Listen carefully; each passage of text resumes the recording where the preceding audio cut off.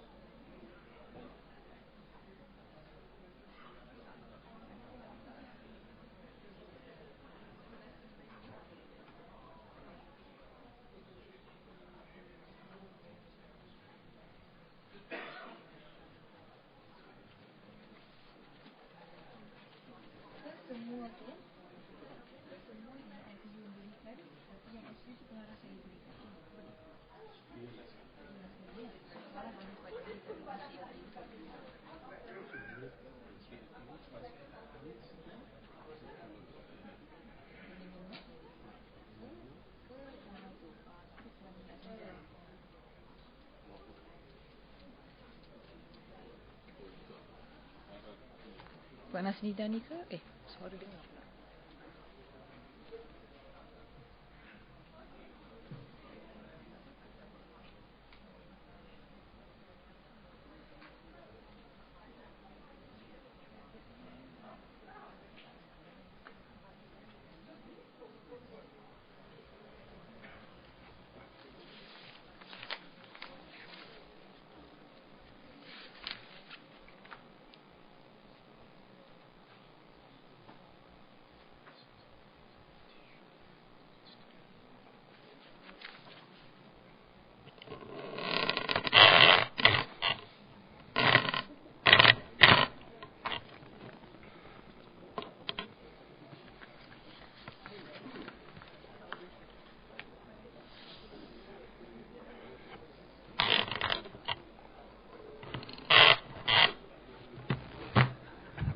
Testing 1, 2, 3.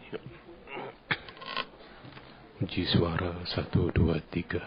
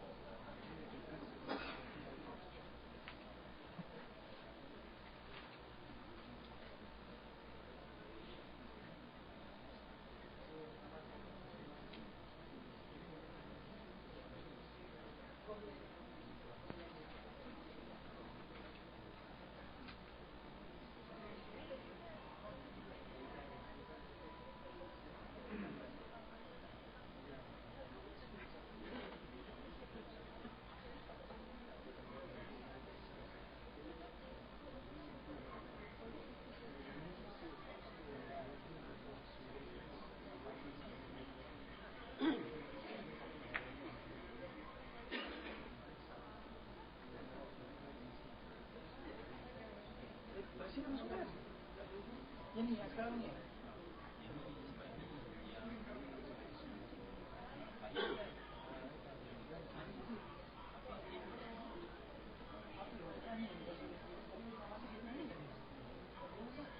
Ni yang banyak dia sini tu.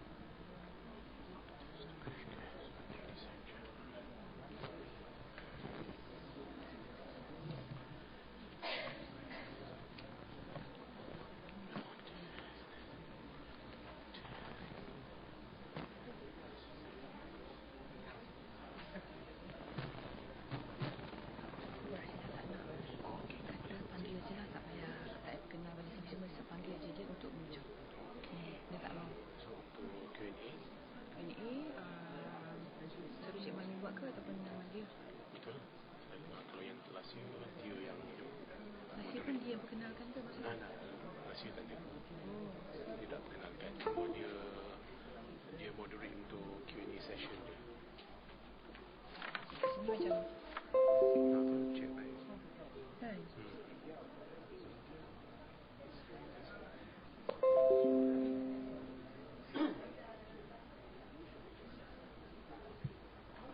Saya rasa Cik Mah ni yang open. Boleh ke? Open je maksudnya ada question dia tidak ke? Sebab dia orang dalam itu dah nak cakap benda ni. Sebab bila saya tengok acara ni saya faham dia je yang kena sebabnya macam tu kan. Macam syarahan umum kita pun bukannya perkenalkan.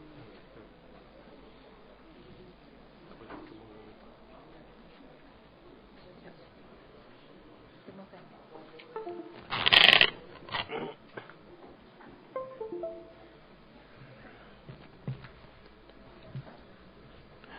Ladies and gentlemen, may I have your attention?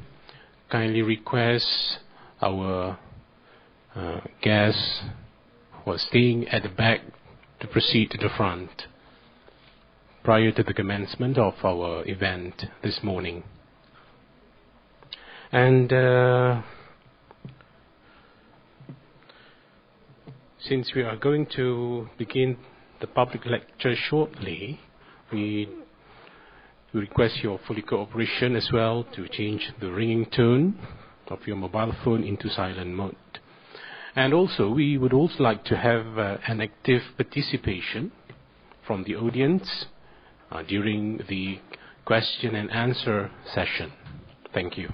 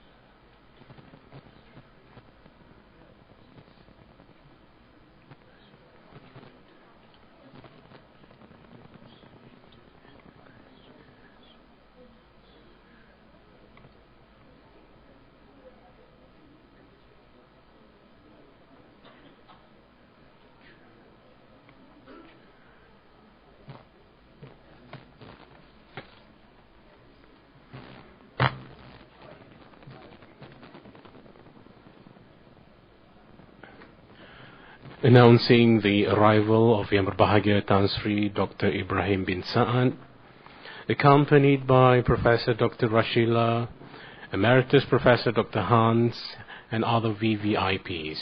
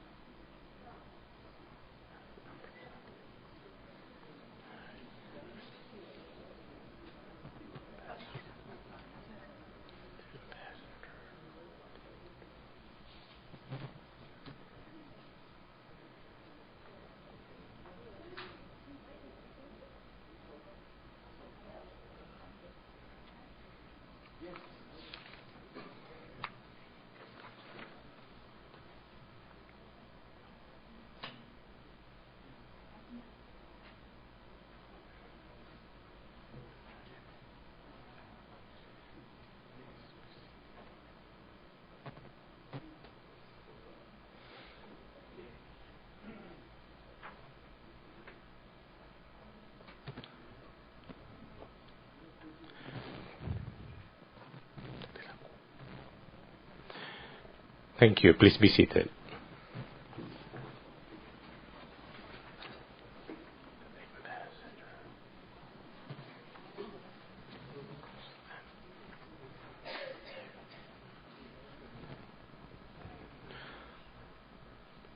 Bismillahirrahmanirrahim.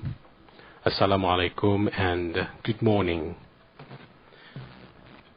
Their Excellencies, the Ambassador and High Commissioner, as well as the representatives of embassies, Yang Berbahagia Tan Sri Datuk Sri Dr. Ibrahim bin Sa'ad, Chairman, Board of Directors of UKM, come former Ambassador of Malaysia to the Republic of Philippines, Yang Berbahagia Emeritus Professor Dr. Hans Dieter Ivers, 6th Book Rafeah Distinguished Chairholder, Yang Berbahagia Professor Dr. Rashila Ramli, Director IKMAS, Yang Berbahagia Professor Dr. Anthony Milner, 4th Book Rafeah Distinguished Chairholder, Puan Asnida Abdul Daim, Representative of Book Rafeah Foundation, distinguished guests, ladies and gentlemen.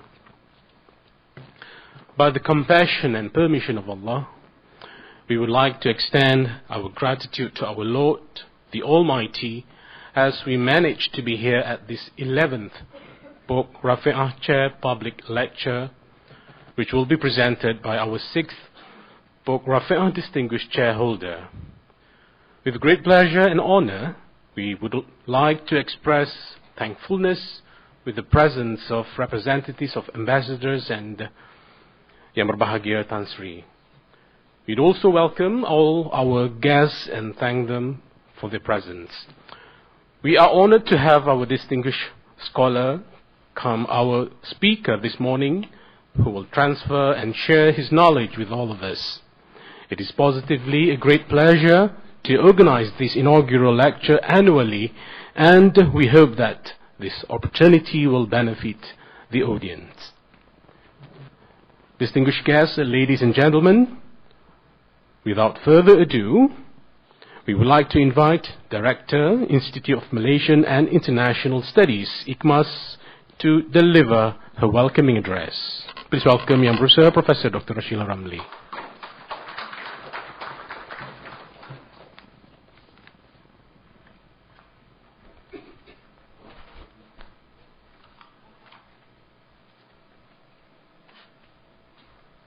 Excellencies, Ambassadors and High Commissioners, Yang Berbahagia Tan Sri Datuk Sri Ibrahim Sa'ad, the Chairman Board of Directors of UKM, also come the former Malaysian Ambassador to the Republic of the Philippines,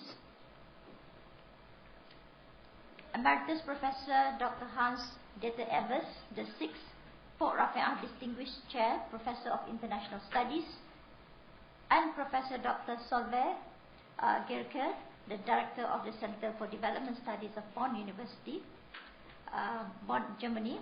Emeritus Professor Dr. Anthony Milner, the 4th Pope Rafeah Distinguished Chair Professor, also Professorial Fellow of University of Melbourne, as well as the currently visiting Professor at the Asia Europe Institute, University Malaya. Puan Asnida Abdul Daim, the representative of the Pope Rafeah Foundation, guests, friends, ladies and gentlemen. Assalamualaikum warahmatullahi wabarakatuh. Salam sejahtera and a very good morning.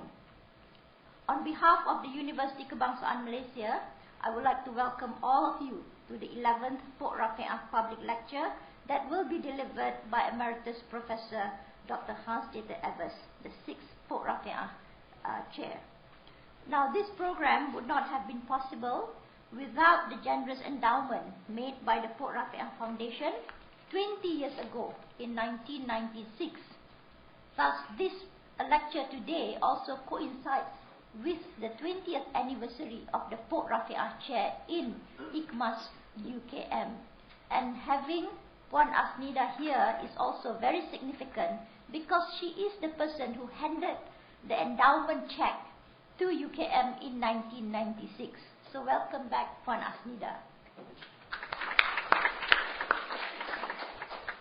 Ladies and gentlemen, having a lead scholar whose heart is tied to this region and to this country means that our institution is benefiting from the high-quality academic leadership provided by Professor Hans, more affectionately known as Pak Hans. Since his arrival here in UKM, Pak Hans has developed a research project in ICMAS known as Connecting Oceans, Malaysia as a Maritime Nation. And more than 10 scholars from diverse disciplines are involved in this project. Not only that, Pak Hans spends time with our younger scholars by attending and giving valuable feedback to our graduate students at the ICMAS Graduate Colloquium. At a personal level, I would like to thank Pak Hans for helping ICMAS to develop its research program called Connecting Oceans and Interregionalism.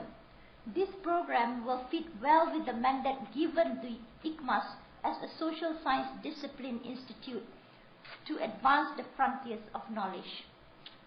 With a strong research program, we can develop good research clusters where each cluster can hold a few projects. Furthermore, graduate students from 2017 onwards will be directly linked to different research clusters in ICMAS. In that way, we can be more focused in providing good academic training for the next generation of social science scholars. Ladies and gentlemen, ICMAS has also benefited from our close association with many ambassadors from many countries. I thank Ambassador Michael from Germany, Ambassador Windsor from Switzerland, and Ambassador Berhan from Kazakhstan, and I understand representatives from and ambassador from Russia for taking their time for being with us here today. Now, in Germany and Switzerland, we have strategic partners with DAAD, Goethe Institute, and the World Trade Institute in Bern, Switzerland. We are also very pleased to welcome Professor Solveig Gerke, the Director of the Center of Development Studies, University of Bonn, Professor Gerke, and with whom ICMAS is developing a very close collaboration. Now, we of course have yet to develop our ties with Central Asia as well as with Russia, so maybe the ambassadors can help us to identify good partners in such regions. I would like to take this opportunity to thank Tan Sri Ibrahim Saad for agreeing to officiate our program today. Tan Sri, since you were former ambassador, Malaysia ambassador to the Philippines, the topic of the lecture today must be close to your heart. Your perspective on South China Sea will be of interest to us also. In fact, Tan Sri, in ICMAS, we have a very special place for former Malaysian ambassadors with strong academic interest to provide their views. Our ambassador in residence program is slowly developing into a high-level platform that can enhance our policy input based on strong and sound academic research. And lastly, I would like to give a special thanks to Emeritus Professor Datuk Rahman Embong, the Chair of ICMA's Research and Publication Committee, for working closely with Professor Hans to strengthen ICMA's research program, and today for spearheading the Port Rafeah Organizing Committee. He and the staff of ICMAS have worked hard to get this work done. Ladies and gentlemen, once again, I welcome all of you to UKM, and I trust that we will have a very good session today. Thank you very much.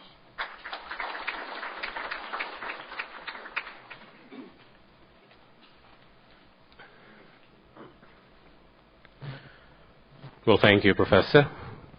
Distinguished guests, ladies and gentlemen, next will be a special speech by our fourth Port Rafeah Distinguished Chairholder. Hereupon, please welcome Professor Dr. Anthony Milner.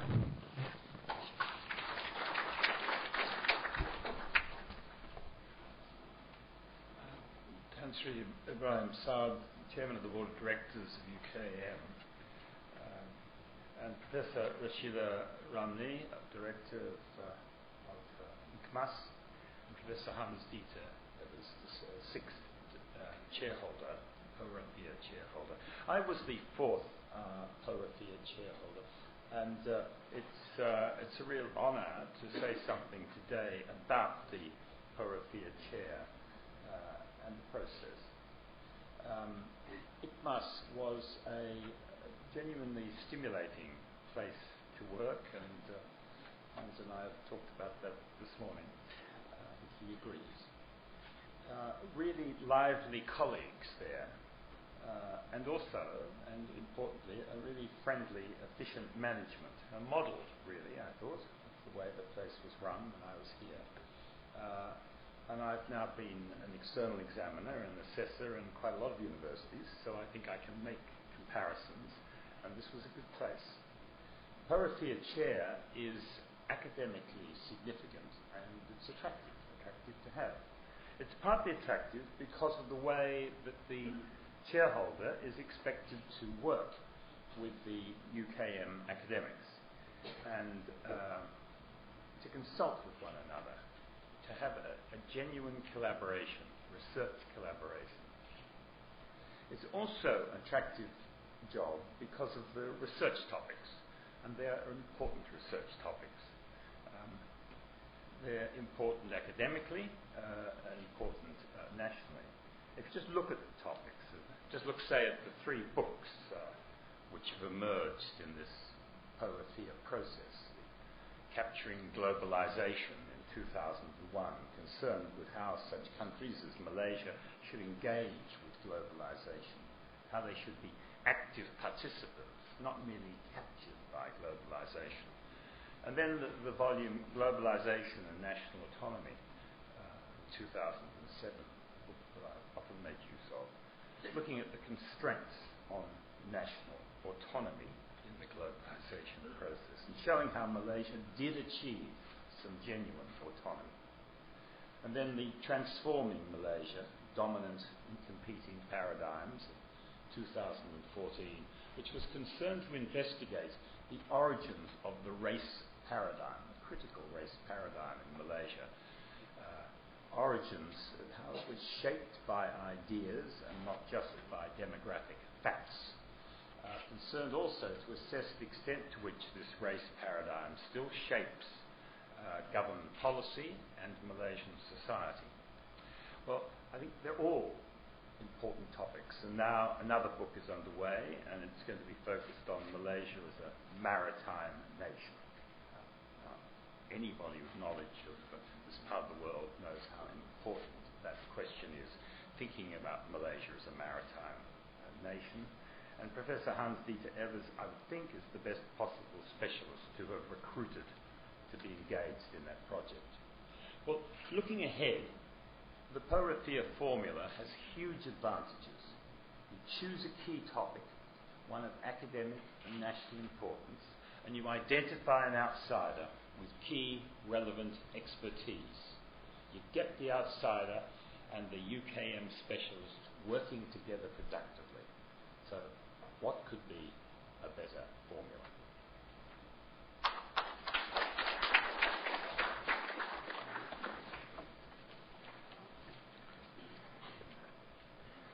Thank you, Professor.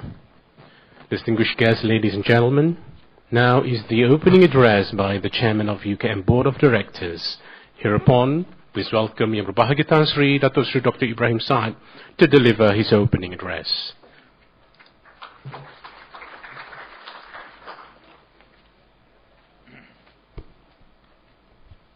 Bismillahirrahmanirrahim. Assalamualaikum warahmatullahi wabarakatuh. Tuan yang terutama, Excellencies, yang berbahagia Profesor Emeritus Dr. Hans, later it was Pak Hans, yang berbahagia Profesor Dr. Sheila Ramli sebagai Director, yang berbahagia Tuan Profesor Dr. Adrian Milner, our fourth Rafeah Chair, distinguished Chair, Puan Asnida Tun Naim selaku representative of Rafeah Foundation, pensyarah besar, professors dan saudara-saudara yang saya hormati sekalian. First and foremost, saya ucap thank you very much for inviting me here to see this or to hear a very important topic to all of us, from Professor Heinz atau Pak Han, on Nusantara and the development of Nusantara from a different perspective. I think it's going to be a very, very interesting topic. And I think Pak Hans, most of us who have gone through sociology would know his name, or at least I know his name as early 70s when we were doing sociology, from my teacher, Professor Dr. Said. Then also, this is as a board, we would like to thank the IKMAS for encouraging and for developing or for memberi satu nafas yang baru kepada chair and kepada all this research and so on. I would like to see more departments, more faculties to create their own chair from endowment from various bodies that are in Malaysia. For Rafeah Foundation, I would like to congratulate them for their foresight in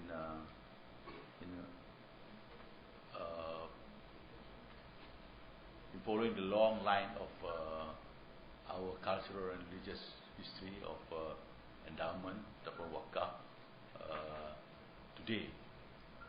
Normally, wakaf is very high, sometimes very high priority in Malay culture, from before. Endowment at the wakaf has always been mostly in education. Most of our pondok schools come from endowment, from education. Then it goes to cemetery, then it goes to madrasah and so on. But in the modern times, I think more wakaf or more endowment should be given to universities. We have to cooperate with religious department because they are still in control of the wakaf. We are all negotiating the religious department so that wakaf to the universities, especially in terms of education, in terms of scholarship, in terms of chairs, in terms of department and so on, should be more encouraged. There are many Malay foundations, there are many Bumi Putra foundations, non-Bumi Putra foundations who would like to create endowment of wakaf in the universities, especially in the research and so on. We very much encourage them, and for all those people who are in the heads of departments, who are deans of faculty, should try and get more endowment to the university. Foundation, Rafeah Foundation, has been among the longest we've been with the university. I'm sure we have benefited directly or indirectly from such foundation, especially in terms of research, in terms of connection, in terms of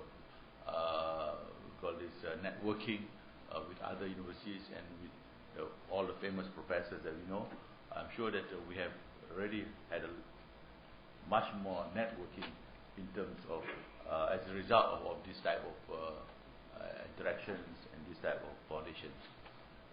So I would like to encourage more universities and so on more of our faculties to do so.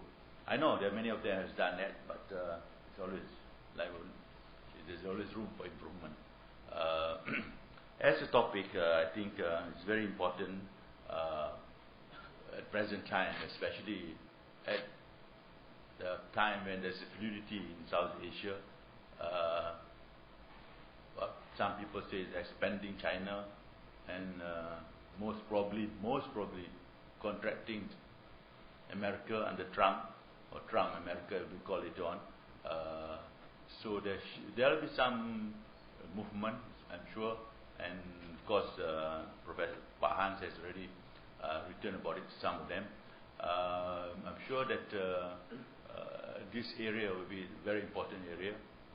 We will be seeing if America withdraw, if there is going to be a vacuum, or really China is coming in. So these are all important topics that we will be facing in our area. When I was in Philippines, President Aquino was adamant that no deal, no meeting with China, and no negotiation. Part of Spratley is part of Philippines. When I was there was some guy who went to somewhere. He went to I think he went to in London, or he went to Madrid or something. They brought just the individual one of the rich guys in Philippines brought back a map showing that a Spanish map showing that the Spratley that they was asking from to be part of Philippines was in the Spanish map. Spratley was part of Philippines, so on. So they went to the court justice. They won, Philippines very happy, but China is not going to go out. And then comes to Duterte, President Duterte. Recently, there's a change of policy. Duterte was among the first countries that he went. China, normally under the protocol of the South Asia is the president, any new prime minister in ASEAN will have to visit all the 10 countries of ASEAN. First, one after the other. So everybody will be looking which country they would visit. Oh, he visited Indonesia, or so much. People must be close to Indonesia. Or somebody visited first Vietnam. Vietnam must be close to their country. So Duterte has come to Malaysia already last week, 2 weeks ago. So, but actually, President Duterte has broken the mold. He went to China. So everybody will be looking, what's going to happen. So Duterte said, no, we'll talk to China and try and settle it with China, like what we did say. But anyway, that's another policy. But personally, when you called Nusantara, when I was learning at the university, while I was here also, we were thinking of. I was trying to look at Pak Hans' map. We were thinking this must be anthropological Nusantara, especially among the Malays. So we say that Nusantara, in terms of anthropological, it must be from Madagascar to Palau. I've been to Madagascar to see the Malays. So the capital is Antananarivo, and they said Antananarivo is actually the Malay word. They call it Tanah Seribu. Okay, so went to the museum, went to the old istana in Antananarivo. You can see all the photographs of their king, exactly dressed like Malays, and looks like Malays. So exactly, but because the influence from the African what do you call it, continent, and French colonization. There's some differences and so on and so on. Anyway, that building has been burst down. I don't know whether they rebuilt the building or not, because some extremist guys didn't want that this to show that before French came, there are really people there. Anyway, I've been to they say on the Pacific side, the Nusantara comes to anti-Palau.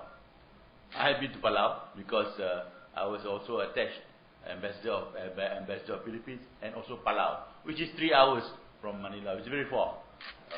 I just went to give my credential and I don't go anymore so far. And then Palau is also part of the Nusantara, and it's a very interesting island. People look like us, not like Polynesians. So personally, I think it's a very important topic to me. But again, I would like to see that many more researchers done on this issue, especially in the university, especially in the IKMAS. IKMAS has done a good job so far. We're really following them, and also the other faculties. So again, I would like to thank you for IKMAS, thank you for especially for Rafeah Foundation, Panas Nida, for coming and supporting us all the way, and also tidak ketinggalan Pak Has yang baik hati, yang menjadi kerusi, memegang kerusi di IKMAS, dan kepada sekian yang hadir supaya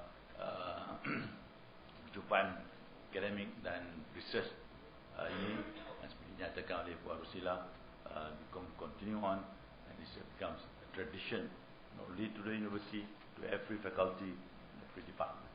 Terima kasih kepada semua. Assalamualaikum warahmatullahi wabarakatuh.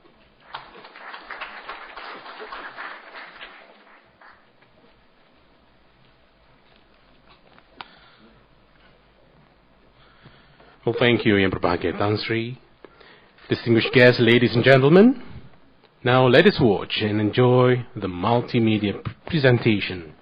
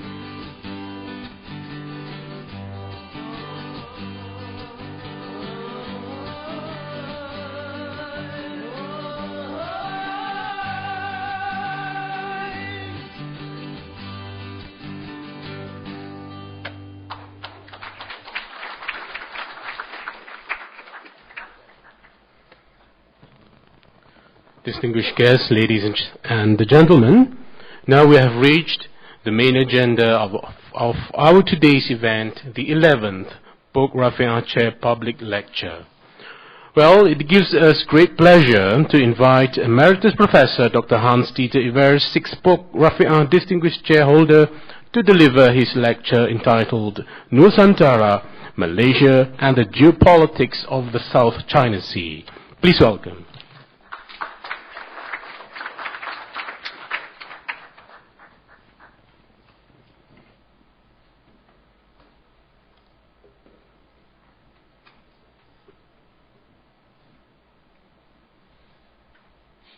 Yang Bahagia Tan Sri Ibrahim, students of UKM and colleagues, your presence is very much appreciated. Many of you are good friends, members, not least not last, of the diplomatic corps. Ladies and gentlemen, let me express my thanks to the Prof. Rafeah Foundation. After a long career in academics, this is really the top of my career, and I was very honored to be offered this Prof. Rafeah chair at the National University of Malaysia. The topic today is, as Tan Sri already made clear, a very topical, a very political, a very important issue. Now, if we look at this blue planet, our world, you can have different views of it.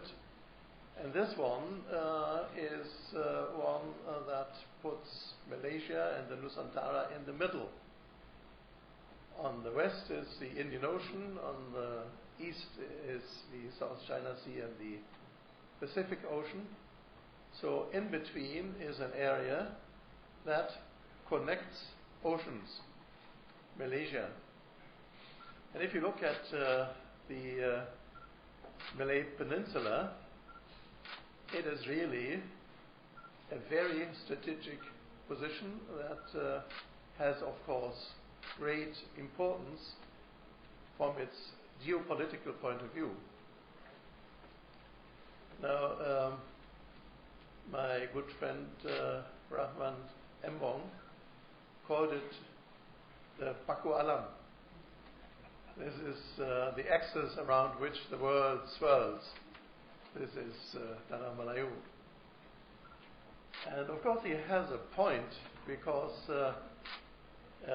Malaysia's geopolitical position is often underrated and should be put into the forefront, both in research as well as in politics. Malaysia is indeed a maritime nation.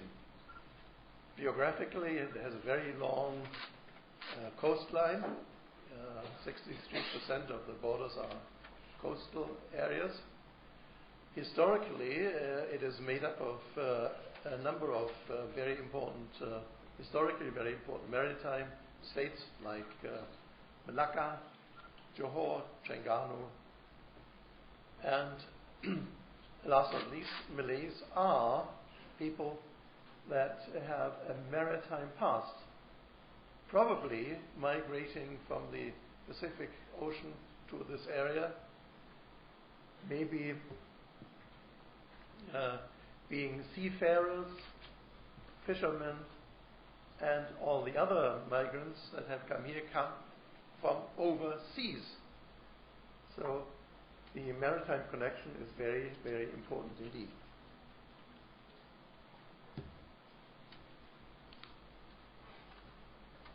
And last but not least, the maritime economy contributes a large part to the GDP of Malaysia. Now, the image we have of Malaysia from outside, but even within the country, is a different one. It's the Kampong area. Now, this cartoon of well-known cartoonist Lat is read all over the world, and Malays are supposed to be Kampong people, agriculturists. They have turned their back to the sea. Is Malaysia really a maritime state?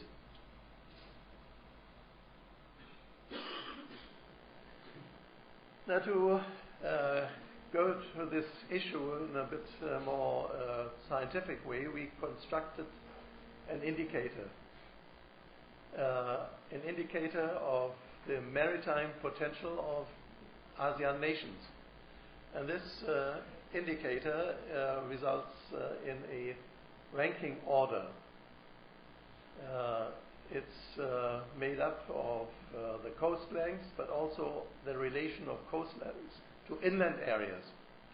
So if you are a government, you want to invest, is a question, do I invest in the coastal areas, in the coastal economy, or inland, like Felder? And we see that there are some countries that have relatively little potential in the maritime economy. Laos obviously has no coastal areas. Burma has a large land area and not too much possibilities in harbor development, though the Chinese are already in there building a port. Malaysia has a sort of middle ground. It has a fairly high potential in terms of relation between coastline and inland areas. Now, if you compare that with the maritime economy, has this maritime potential really been used? There are some countries like Thailand or the Philippines who have not really developed a very important maritime economy in terms of shipping, in terms of the fishing industry and so on. Now, on top of the list, of course, is Singapore. Singapore, a small island state where the coastline is very close, not more than 10 or 12 kilometers from any place you are in Singapore. They have one of the largest shipping lines, NOL. They have a big shipbuilding industry, and you might be surprised to hear that the leader in building icebreakers is Sembawang Shipping in Singapore. So the question is, why does Singapore put so much emphasis on its maritime economy, whereas Malaysia is still trailing behind? Now, there are economic reasons for this, but we, as social scientists, of course, think it's also the image Malaysia has of itself. Malaysia does not see itself, or the government does not see itself, as a maritime nation. If you look at the 11th Malaysia plan right now, there are some investments for the maritime industry, say port development, but there is no consistent maritime strategy, despite the fact that the 11th Malaysia plan is following what is called a blue ocean strategy. There's no blue ocean in the whole concept. But now let me change to sociolinguistics, semiotics. Now, what I would like to call the power of words and symbols is very important. Power is in words. Now, look at Merdeka. You know, when it was shouted on what is now Kedatangan Merdeka, it really enticed the whole nation. And it's still a concept that is very important for the whole state. In the same way, I would say Nusantara, as Tan Sri also pointed out in his opening remarks, is a very powerful word. It's a powerful concept. Now, immediately, if some concept becomes powerful in itself, captures the imagination, it enters the realm of politics. And if we take a dictionary, I want to know what Nusantara means. If we take the Dewan Pustaka dan Bahasa version of the Kamus in Jakarta, then Nusantara is called Indonesia. If we take the same kamus in KL, it's called Dunia Melayu, the Malay world. So the concept of Nusantara is immediately being politicized and linked to two different states and different visions of the world. And the same is found in Wikipedia and on the internet. Now let's look at the linguistic origin of Nusantara. Nusantara is a compound word of Javanese and Sanskrit. Nusa meaning islands in Old Javanese, and Antara in Sanskrit has two meanings. It's encompassing and in between. So it's usually seen as the area in between islands or islands and the sea surrounding them. Now the first mention was in 1305 on a copper plate where Nusantara is mentioned. Now copper plates were used a lot during the 14th century in recording donations to a temple. When a temple was constructed, the copper plate was written. So very much like nowadays you open a new building and it said, this building was opened by Yang Bahagia Datuk so-and-so, minister of so-and-so. So in that time this was done already, and there Nusantara turns up. It's also turned up in the text, Javanese text, Panaraton in the early 14th century. It also turns up in Sejarah Melayu, where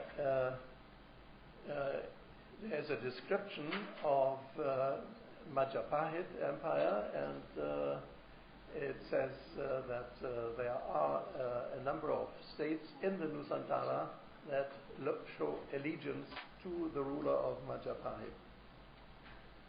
There are a number of other texts later on where Nusantara turns up. Now the most well-known story about Nusantara, at least in Indonesia, less so in Malaysia, is the story of Gajah Mada. Now, Tan Sri, sorry, this is not a picture of the Vice Chancellor of Gajah Mada University, but a modern version of the Chief Minister of Majapahit, who was the Chief Minister from 1329 to 1346. Now, this Chief Minister swore an oath, Sumpah Pelapa, and this oath was a very severe one, as you know from your history lessons, some of you at least. Because he said, I will not eat any sambal, any spices anymore, until I have subdued a number of Kerajaan in the Nusantara. Now just imagine a Javanese or a Malay who eats nasi lemak without sambal. Terrible, impossible. So it's a really strong inducement to conquer the Nusantara. Okay, this is my interpretation. But the interesting part is that in these texts, a number of place names turn up. And I have sort of put them on the map, some of them at least. And this gives us an idea what was seen as the Nusantara in the 14th century. So, this more or less is the Nusantara. I used deliberately a red dotted line for this. We'll come to this later on. Now there are some Indonesian scholars that have overdone it and sort of claim that the empire of Majapahit extended from southern India, Sri Lanka, right to northern Australia. Is any Australian High Commissioner here? But if not, you pass it on. I mean, so you will be surprised to see that the Northern Territories were once part of the Nusantara, part of Majapahit. Now this is certainly overdoing it. Majapahit was never that big. Now, okay, we'll now leave the rest of the history for a while. This is a long story, and jump right into the 20th century. Now, on the 7th August 1945, the atom bomb was dropped on Nagasaki in Hiroshima, and this ended more or less the Second World War. Now, a few days later, on the 12th of August, a very important meeting took place. A meeting that is mentioned here and there in history books, but not really given the provenance it actually deserves. There are some Japanese professors in this single photograph, and a number of others, among the most prominent Sukarno, later president of Indonesia, Muhammad Hatta, vice president later on, but also Ibrahim bin Haji Jacob and Dr. Burhanuddin, both of them prominent leaders of the anti-colonial movement, Kaum Muda Melayu in what is now Malaysia, and that time British Malaya.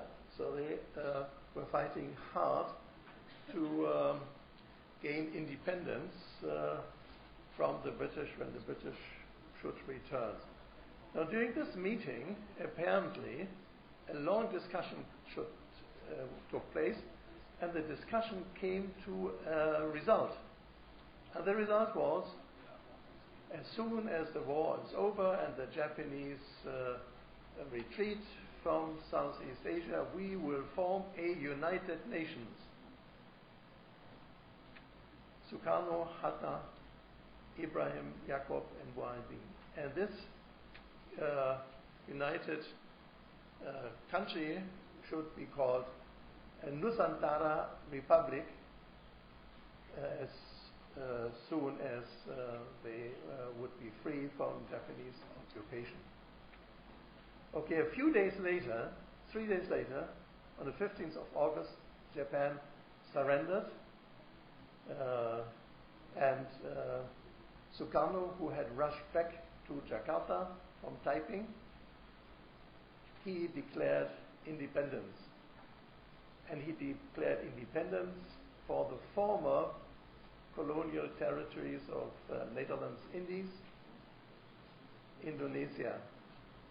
So instead of using Nusantara or Melayu Raya, which were sort of discussed at the Taiping meeting, he used Indonesia. That's an interesting, issue. Where does this name Indonesia come from? The current thinking is that it probably originated from a 5-volume work of a German geographer, Bastian, who wrote something about the Indonesian islands. This term, Indonesia, was picked up by the nationalists who were studying in Leiden and probably had to read part of this important work. At that time, they also had to study Masa. So Indonesia was suddenly taken from this background and became the new title for the new Republic Indonesia. Okay, that's one part, another story about Nusantara. Now I turn to another person. Some of you might recognize him. I had the very good fortune to interview him in 1963 in Jakarta, after also talking to Sukarno. And I wish I had asked him a question that I will now pose, but he, of course, was killed. He died, so he can't answer the question. Ahmed Aidit, the leader of the Partai Komunis Indonesia. Now, when he was elected president of the Communist Party, or the chairman of the Politburo of the Communist Party, he changed his name to Ahmed Nusantara, I did. So why did a communist, well versed, as I learned in this interview, in the writings of German philosopher Karl Marx, choose an old Javanese Malayan concept, Nusantara, to add to his name? Now, my hypothesis would be that he saw himself as the leader of a united communist Nusantara state, working closely together with the new communist state of Vietnam and the victorious Chinese state. This is an hypothesis. I don't know. We can't ask them. But if somebody goes into the archives, maybe we'll find something about this. He, by the way, is a native of Bangka in Riau, and he might very well have known the story of a certain Bupati Nusantara, his adventures are described in this classical text. Okay, now this concept Nusantara, as a modern sociologist, we can't do without statistics. The term turns up more and more from the 1960s onward. Before it was mentioned in writings, in books, once in a while, not very much, and suddenly it went viral on the internet as well. And many institutions use the term Nusantara. There's a long list, I don't want to read it, but you find anything from airlines to fitness studios to political movements. But what is more important is that Jokowi, who, as you know, was the governor of Jakarta before he became president of Indonesia, he came up with a statement that he wanted to make Jakarta the pusat kebudayaan Nusantara dengan tuan rumah Betawi, the center of the Nusantara culture. He, of course, is a Javanese, and he was pushing his point by parading through the streets of Jakarta in traditional Javanese garb. Now, no wonder that he was a very popular mayor of Jakarta and a popular president as he still is. When he became president of the Republic Indonesia, he started recently his global maritime policy, a maritime policy. That I can't go into details, but you might have also found this in the press. The main point is that he wanted to build up the maritime infrastructure of Indonesia with its many islands, but not only that, but connect it to the world economy. So extending the maritime impact of Indonesia, one of the world's largest countries after all, right into the Pacific, right into the South China Sea, and right into the Indian Ocean, right up to India. So that's his maritime policy.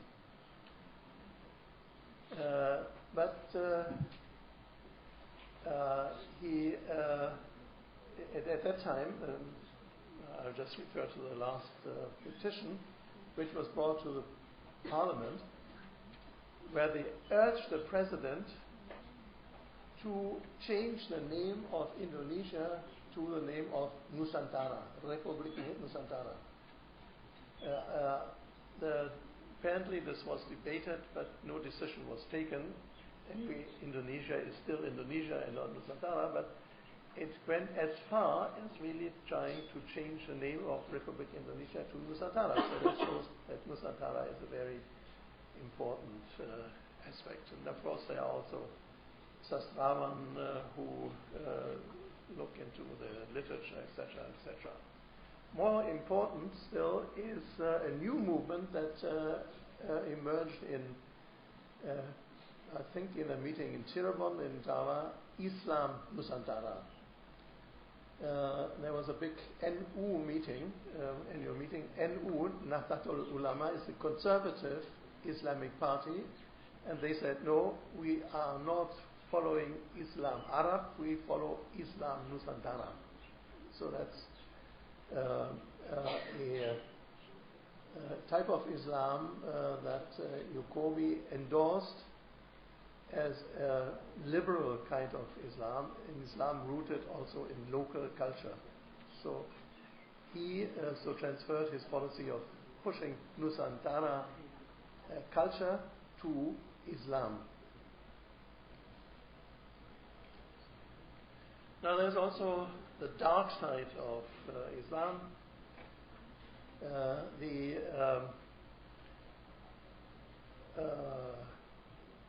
Katiba Nusantara, a fighting force under the Islamic State, who in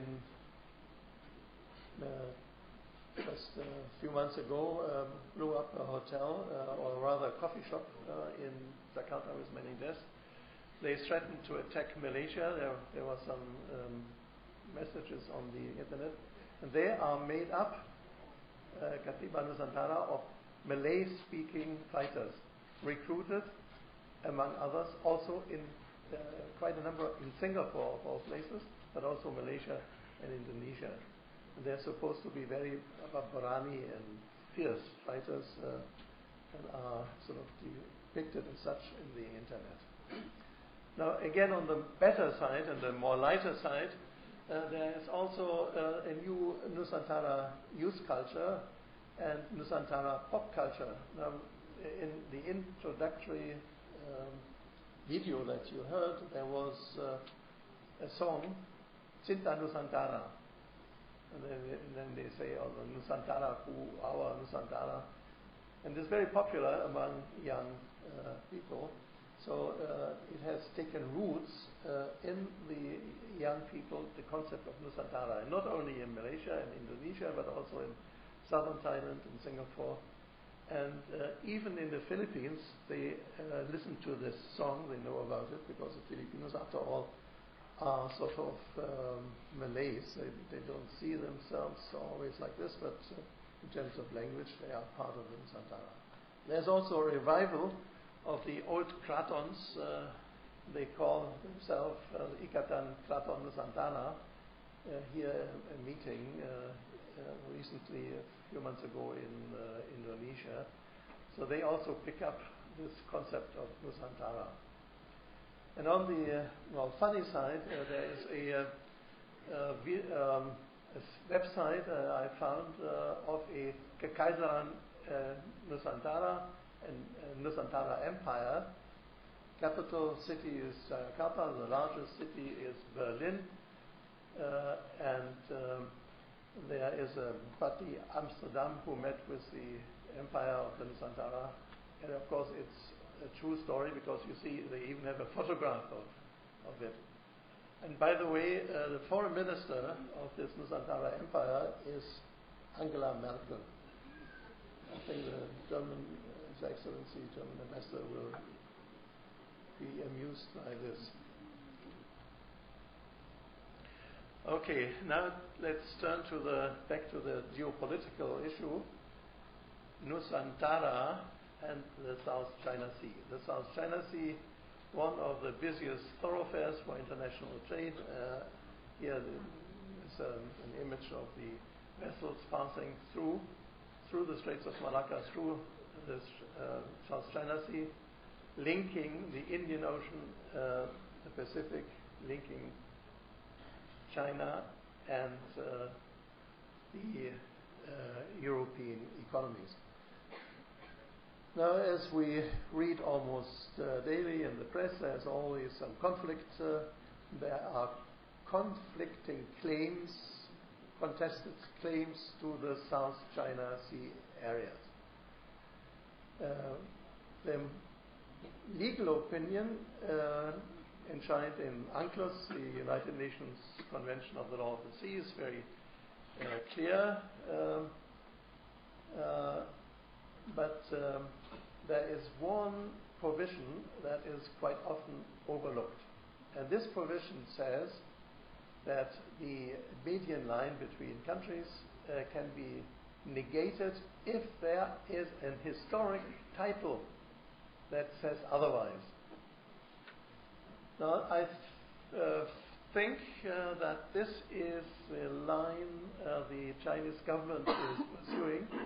They invested a lot of funds into research on the South China Sea, trying to find old documents going back to the Han Dynasty to claim that all the rocks and islands were actually occupied by Chinese already through history.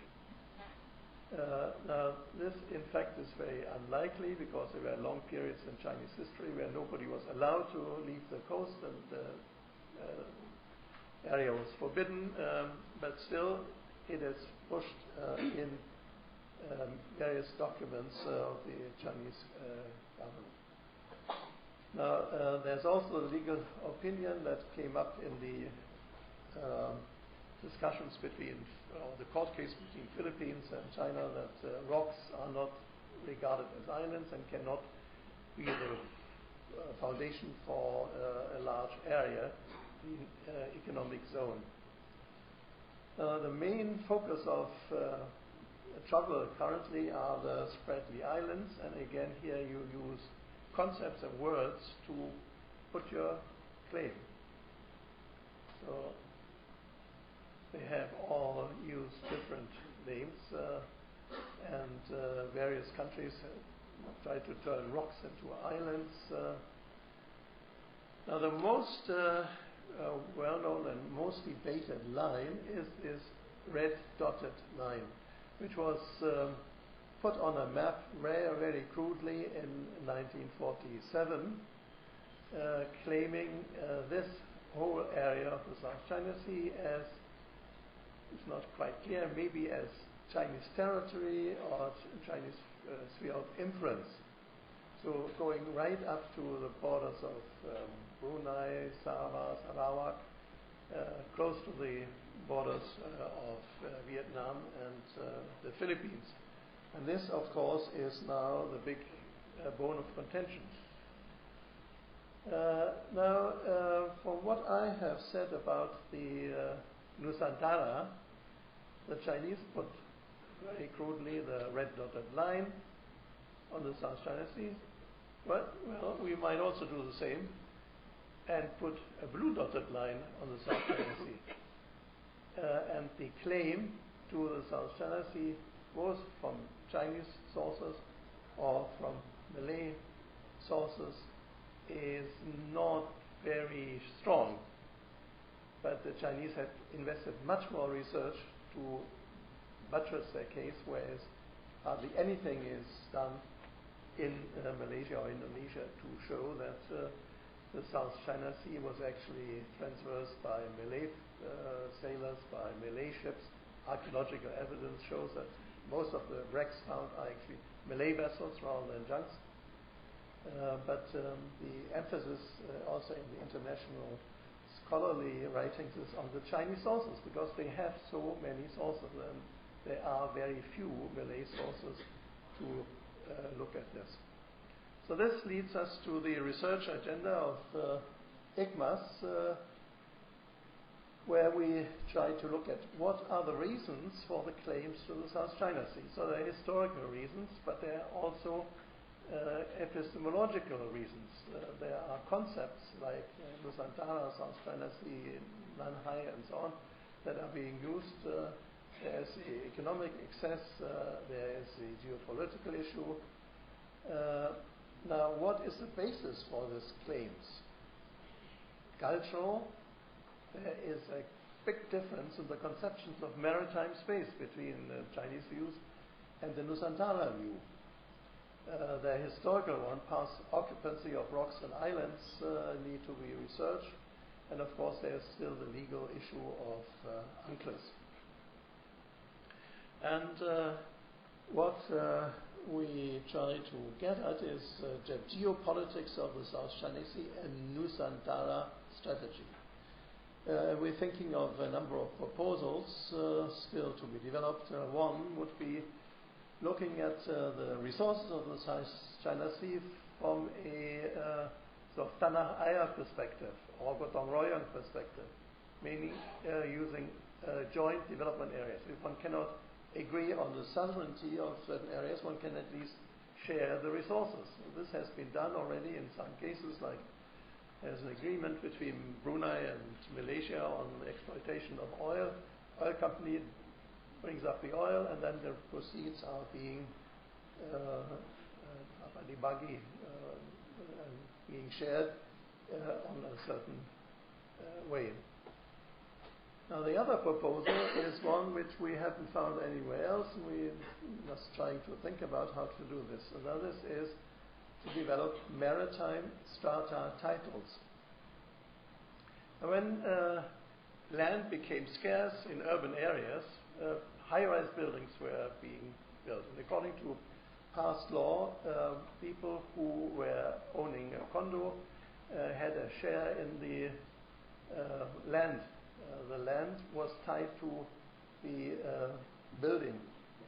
Now, strata titles for buildings came into being in an act of 1985, amended in 2013, so that you can own actually a title to a condo of 1,000 square feet without being the owner of the land.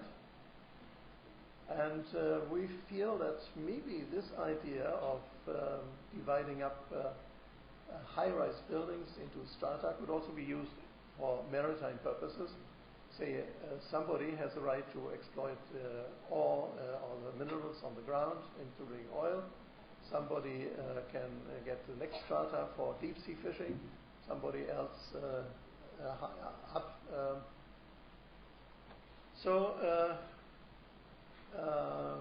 This would be one possibility of alleviating problems and conflicts. Maritime strategies.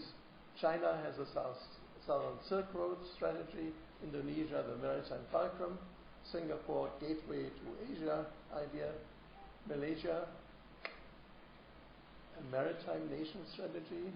No. There's a proposal for a maritime strategy discussed in cabinet, but not yet passed. So maritime, being a maritime nation, does not have a maritime strategy. Now this is a big gap, and I think ICMAS could play a big role in helping the government to develop a maritime strategy that takes note of China's interests in the Southern Silk Road, like building a railroad from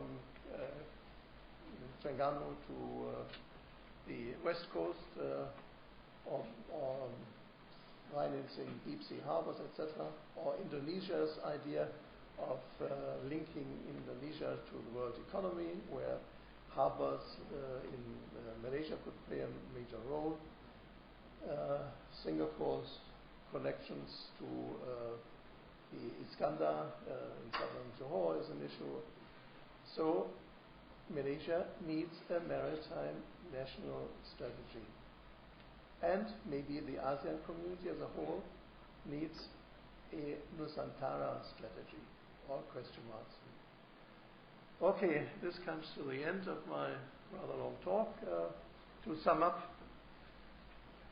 Nusantara is a very powerful concept rooted in the history and culture of Southeast Asia. It's there up for grabs. You can use it for instance, developing a maritime strategy, for helping ASEAN to grow together. A concept like this does not have to be invented. It has to be maybe reinvented and used for political purposes.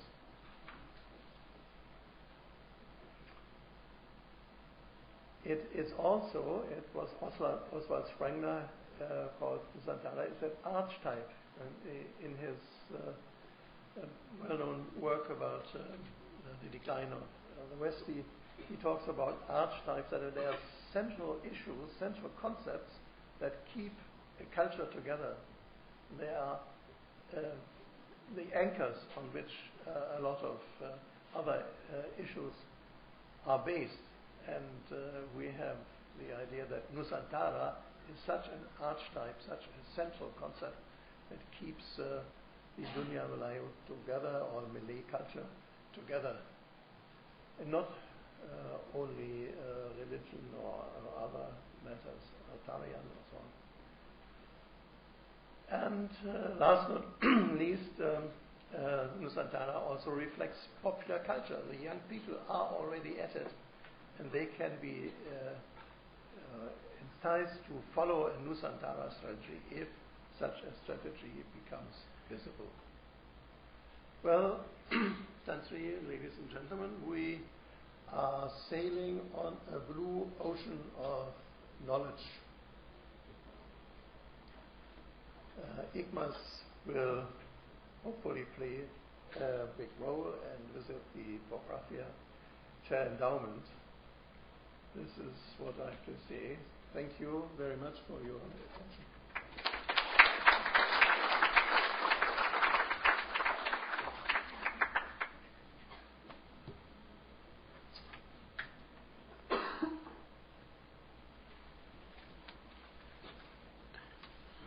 We would like to open opportunity to the audience to proceed any questions to our speaker this morning.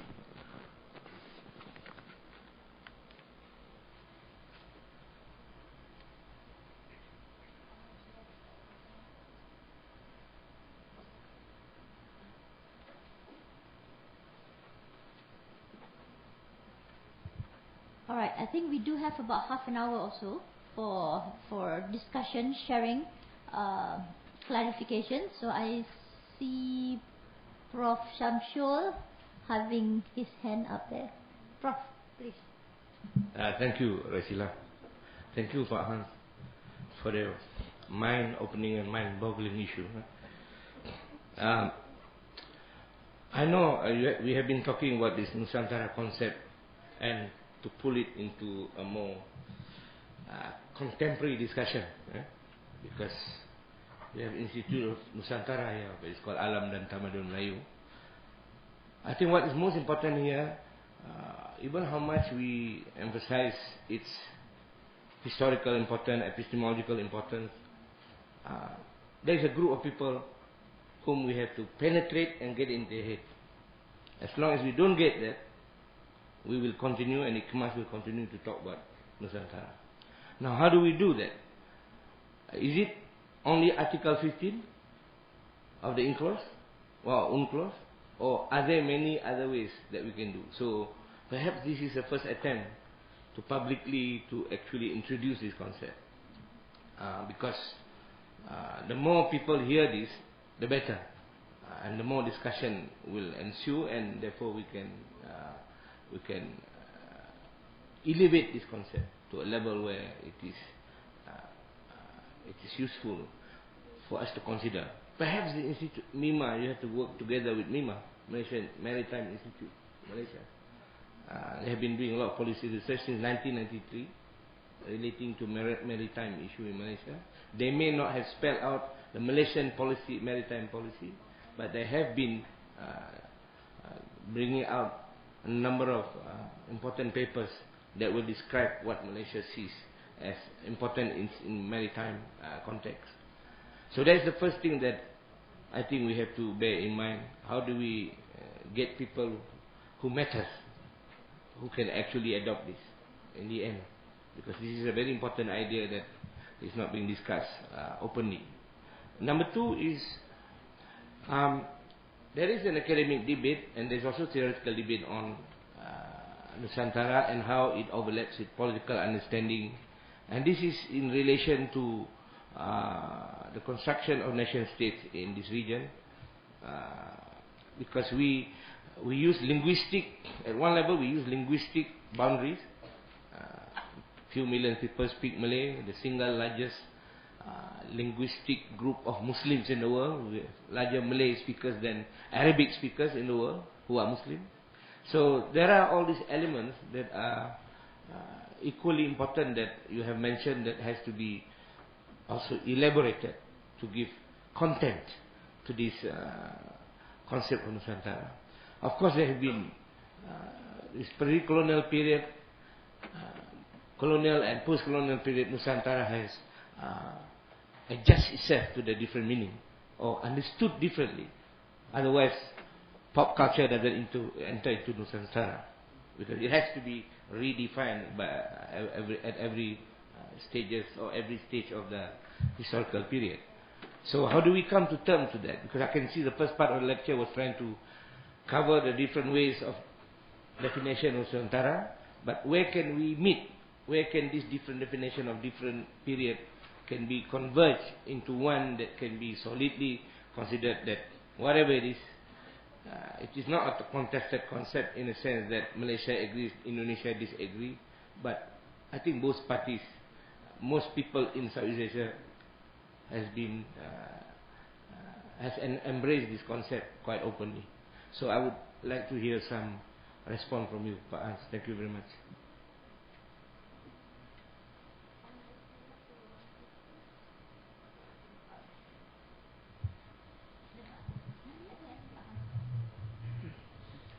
Thank you, Pak Syamsul. As usual, very pertinent questions. He is the most dreaded commentator in Malaysia. But his comments, I think, are very much to the point. The first thing is how, if we think Nusantara matters, how do we get it to those people who matter? As academics, we first of all we look at an issue from a purely academic point of view. So by doing research on how this concept comes about, where it has been used, it's a matter of historical research, but also of sociolinguistics, who uses it for what purpose. So it's a purely academic thing, and we can then get it published in Jambras or somewhere else, hoping that somebody will read it. Okay. Now the other thing is, how do we get it into the decision-making process? And that's why I thought it was useful to come up with this concept in the context of ICMAS, because ICMAS is a research institute which has a policy agenda. Am I right,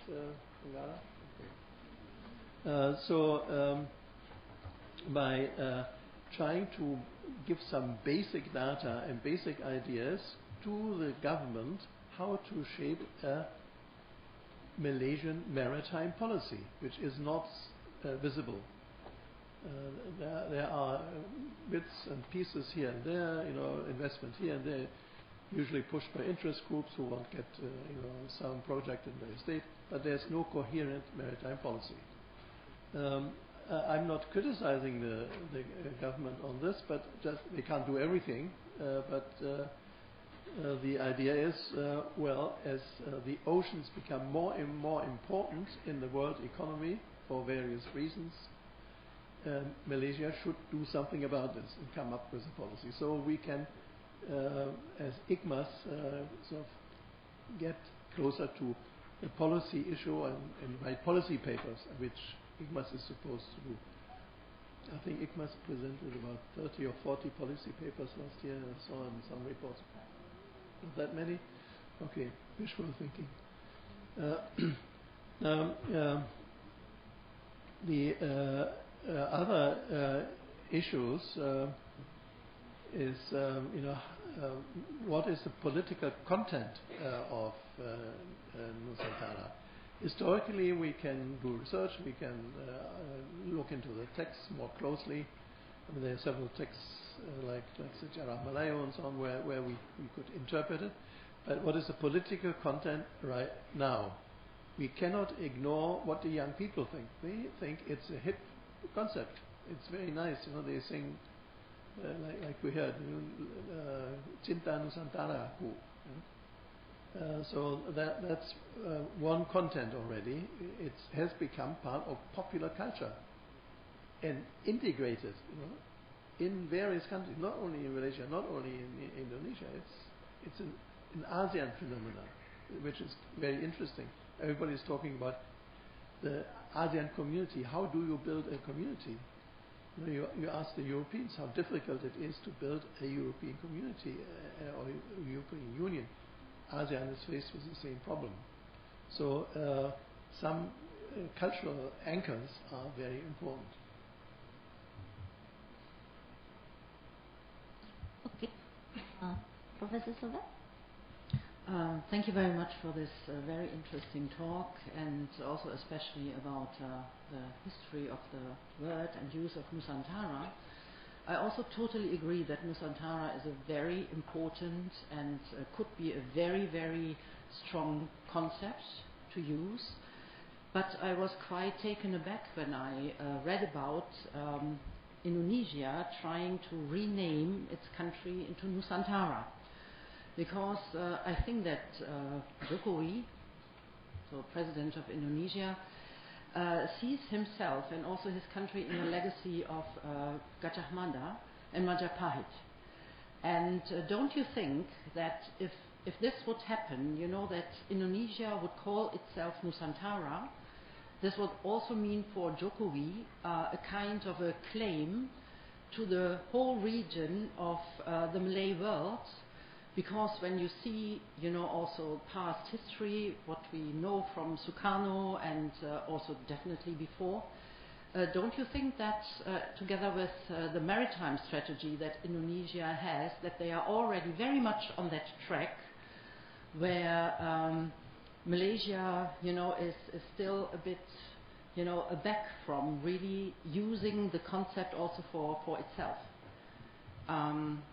Yeah. Okay. Now, of course, you didn't mention it, but you also had at the back of your mind confrontasi, where the concept was not called Nusantara, but at least Indonesia Raya, which was basically, I think, going back to the Taiping meeting to have a unified realm made up of the former British colonies as well as the Dutch colonies and maybe the Portuguese. So they use this concept Indonesia Raya, but in the back of their mind they might also have thought of Nusantara in the Majapahit sense. So I fully agree that this is a sort of political danger looming in the background, because in most countries, also in ASEAN, you have strong nationalist groups, even chauvinist nationalist groups, that push the issue of their country, even versus neighboring countries they are united in ASEAN. So I mean, one has to be careful not to fuel sort of their agenda. That's at least what I think. Now, one possibility that we had sort of discussing over a cup of tea Tarikh once in a while in ICMAS is, you know, how does Nusantara link to ASEAN? And Prof. Halim drew attention to a paper, which he gave me a copy. This was a talk of Dr. Ali Shabana, the well-known author in Indonesia, who gave a talk in an earlier ASEAN meeting, I think, where he proposed a new name for ASEAN. Said ASEAN is an acronym which is Western, is actually a military concept originally. So why should we use it? We should name the association Busantara. Busantara, of course, he links it to Nusantara, but he calls it Busantara because Bu means Bumi. Bumi Antara. Anyway, this is just an interesting story, and it backs my claim very much. Thank you, Ba'ali, that concepts are very important, and you have to consider the power of words, you know, as important in this field of study.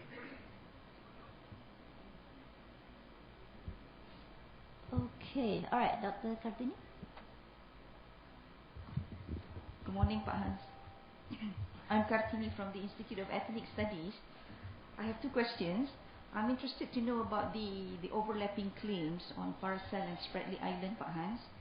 We understand if we have to look at the realist perspective, China is the big state and the other small states are completely likely to behave in this hedging and bandwagoning concept and context.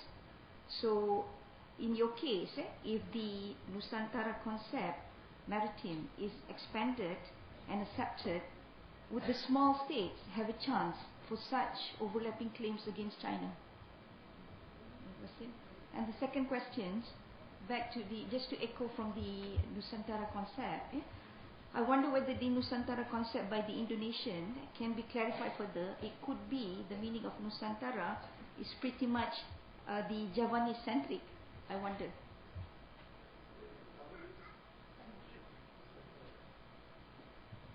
Okay, thanks.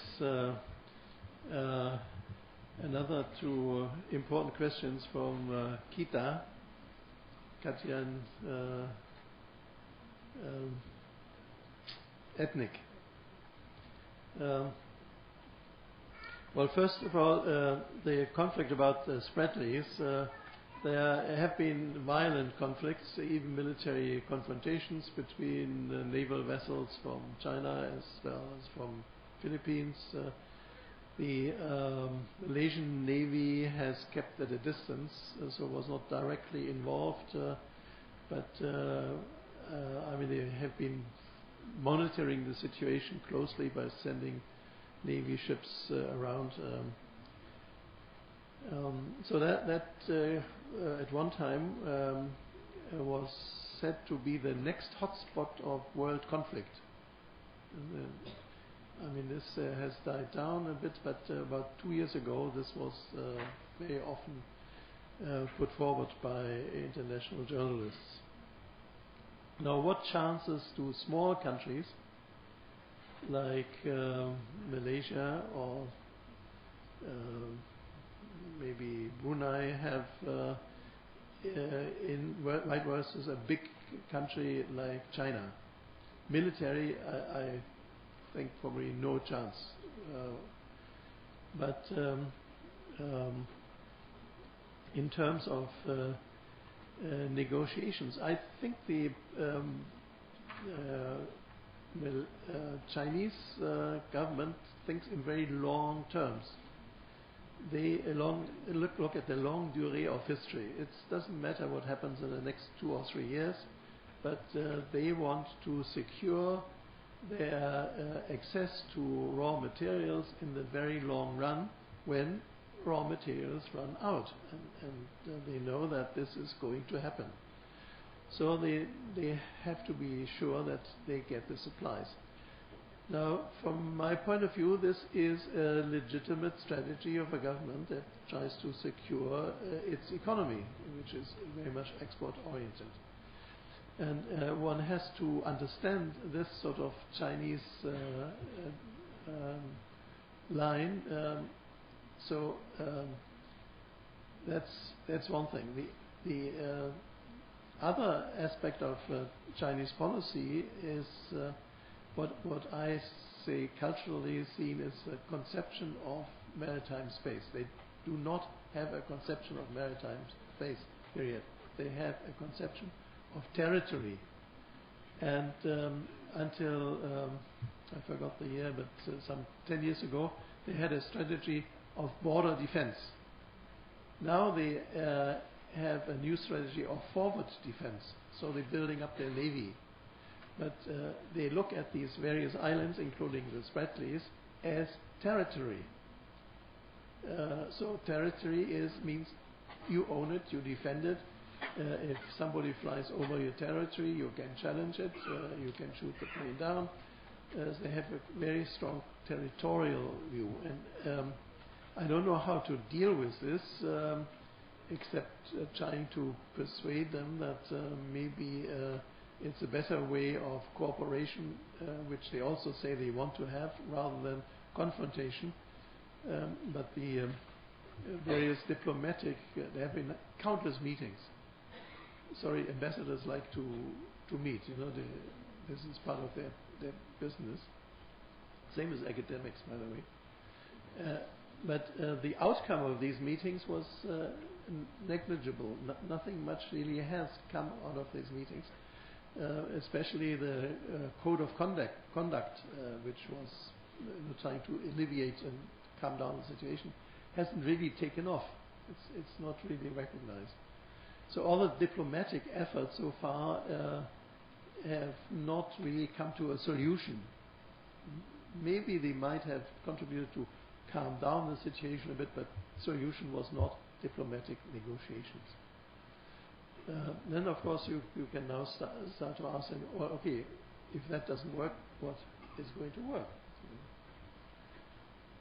Well, this is a question you better ask the politicians. We, as academics, we can analyze the situation. We can say these are the problems.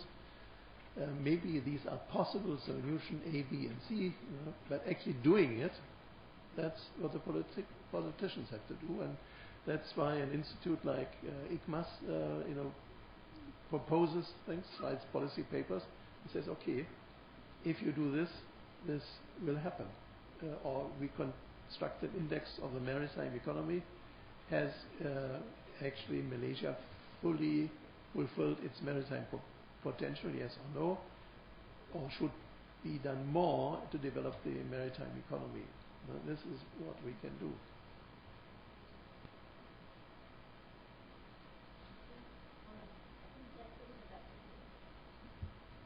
Yes.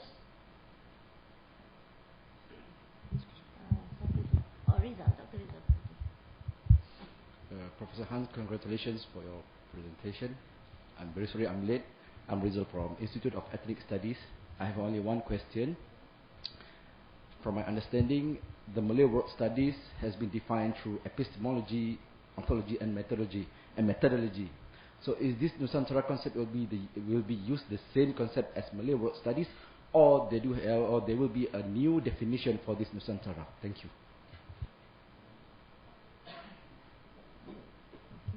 Shall I pick up one? Yeah. Okay, I think please.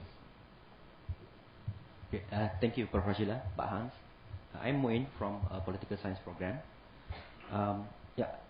Coming from Political Science department, I really enjoyed your presentation just now. And I have 3 questions.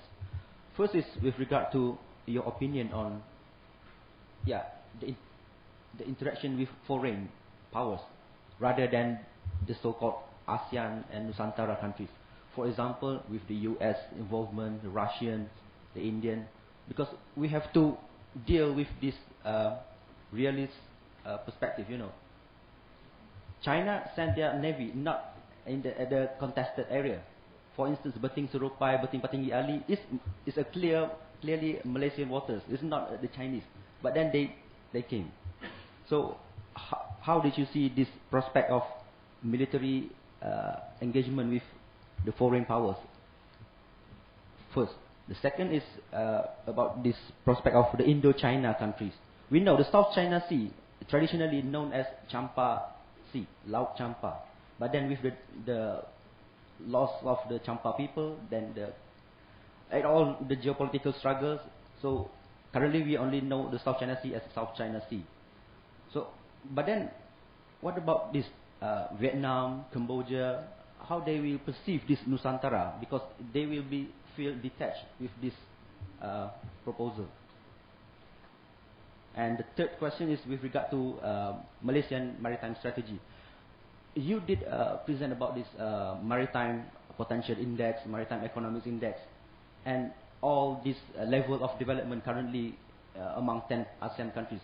So, are you going to propose for the Malaysian to expand a little bit to help the other ASEAN countries to develop their maritime potential through infrastructure or anything economic related prospect? Thank you. Okay. This is food for thought for another lecture, actually.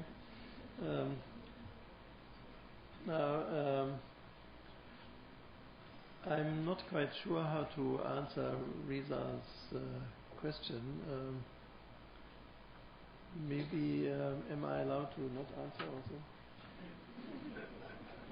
Okay, the Pangara has sort of agree. I'll have to think about this. Okay.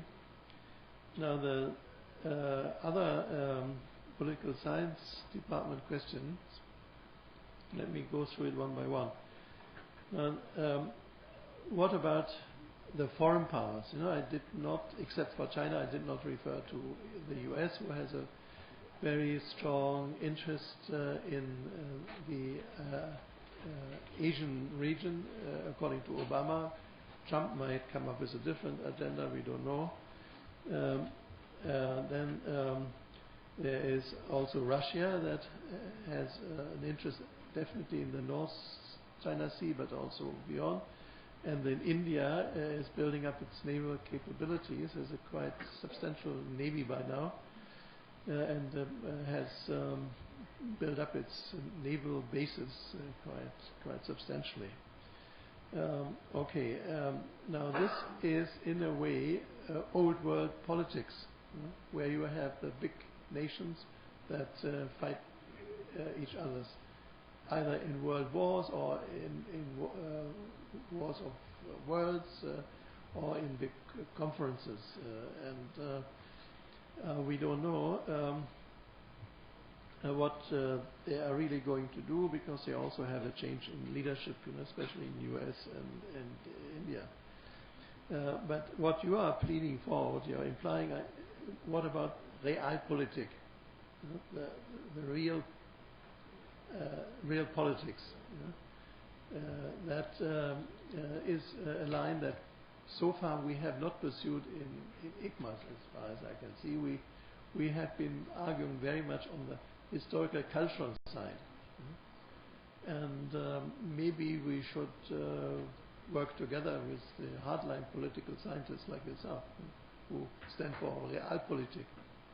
And this is an important aspect. But well, our idea was we go sort of one step below realpolitik. So what are the underlying cultural patterns that make it difficult for certain nations to take a certain stance? You cannot get away from your cultural patterns, even if you are a high-flying politician.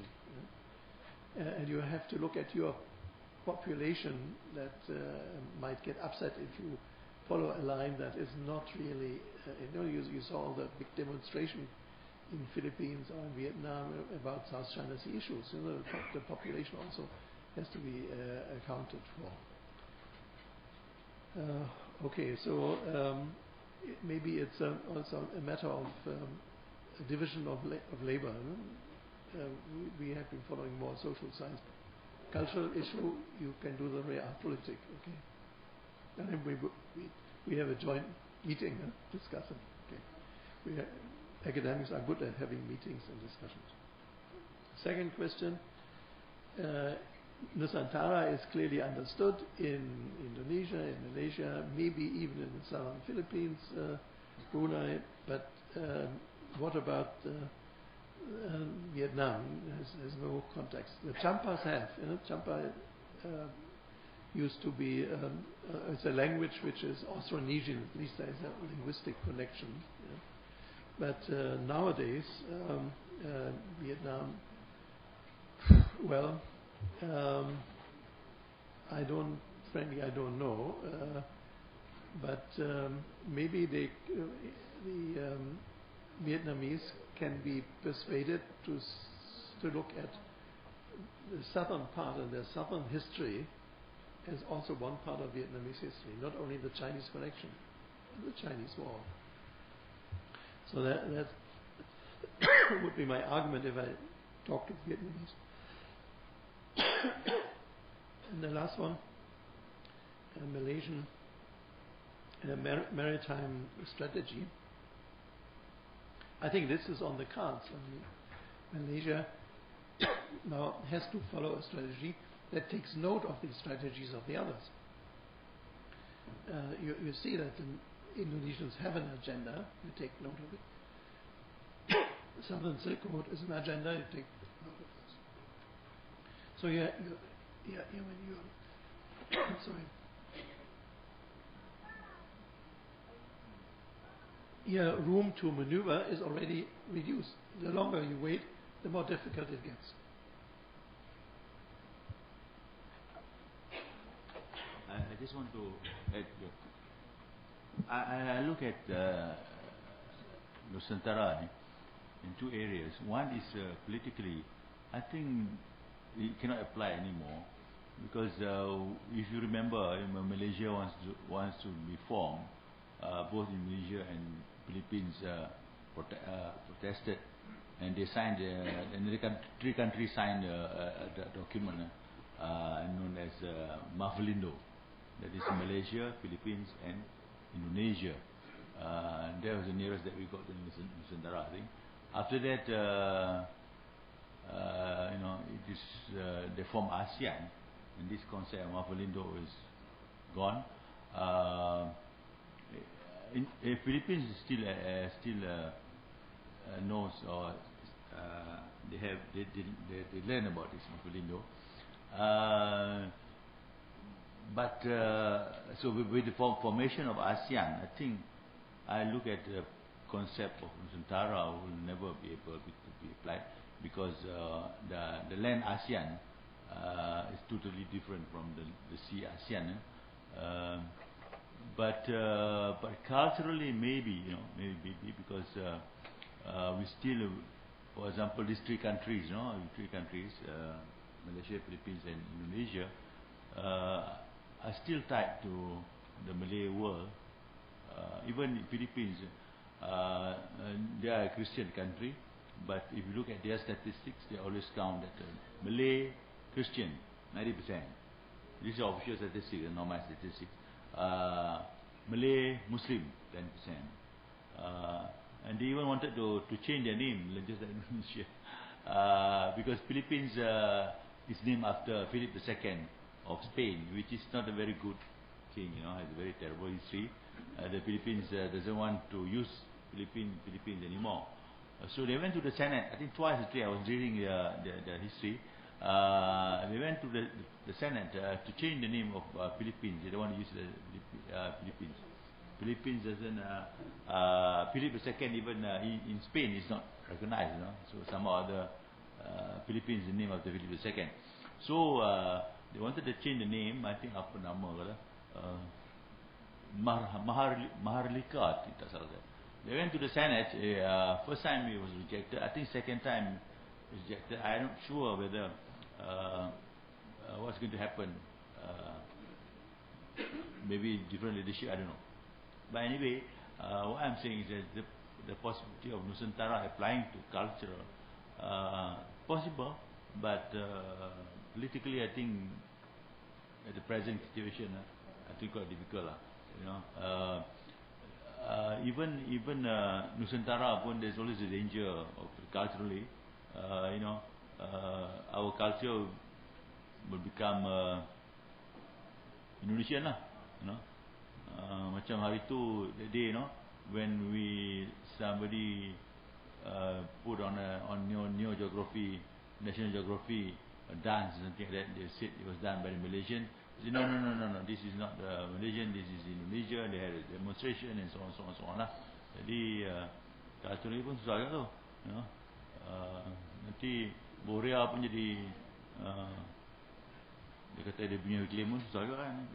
So all this culturally pun quite difficult, but when it comes to sparkly, my personal experience, the ambassador of China has always referred to me or referred to Malaysia.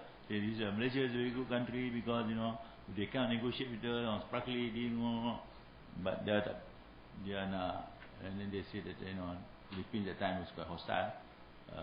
I pun susah nak campur kata diplomat kan. Tak tahu lah. Ini hal lah tu. And so that's the situation actually at My thinking, just thinking, non-academically. Okay, I think we have, wow, suddenly we have like, I think Tini, hold on, because I think I need to give room for the others.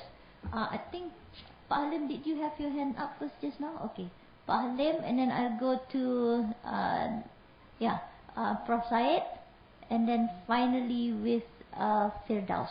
I think we take all those three and we'll see how time is. And, okay, Pak Halim? Okay, Pak Halim, please. Yep, thank you very much. I'd like to proceed where Ibu Solvay left on the name as a powerful concept in a political struggle, especially over claim or defense, or claim, or the other way around. And apparently China uses this kind of strategy too. So I think we have to prioritize that aspect, the name. The lack of a name to indicate the area of Southeast Asian people, and Southeast Asia was a concoction of the imperial military command, for lack of name, and the people in the region of Southeast Asia as a unity and as a totality. Various names have been used, and this is being taken advantage by those imperial forces. For example, the word further India, Indochina, Netherlands, India, Little China was even used, and in France, the Linde Exterior was used, and in 1987, Sultan Takdir Ali Shabana attempted to use Bumantara, which was never taken up. Now, to me, these were all, the various names were all parodied as evidence for the insignificance of the people as well as the culture of South Asia. And so I think it's quite a good idea, and I congratulate Pak Hans for raising this. And over Nusantara, as Ibu Solvay said, over Nusantara, before Indonesia changes its name, because Pramudia Anantatur once complained, why the term Indonesos? What has got to do with India? They said, and I think this prompted that kind of movement. And perhaps I'd like to mention here that in 1965 or 64, Syed Hussein Ali used the term Nusantara in his, albeit in passing, but he used the term colorful Nusantara. Why he used colorful, I don't know until now. But the point is, he used the term nearly half a century ago. Thank you very much. Thank you, Pak Halim. Prof. Syed? Thank you very much. First of all, I wish to draw attention to one small but I think important thing. I refer to the pictures that you showed of the typing meeting, where you showed the picture of Ibrahim Yaakob. That is not Ibrahim Yaakob. That is Datuk Haji Yaakob of Kelantan. He was MD of Kelantan. So that's a small matter. A slightly bigger matter is concerning it is important. Nusantara is important as a concept, but equally important is to know the extent of the area that is covered by Nusantara.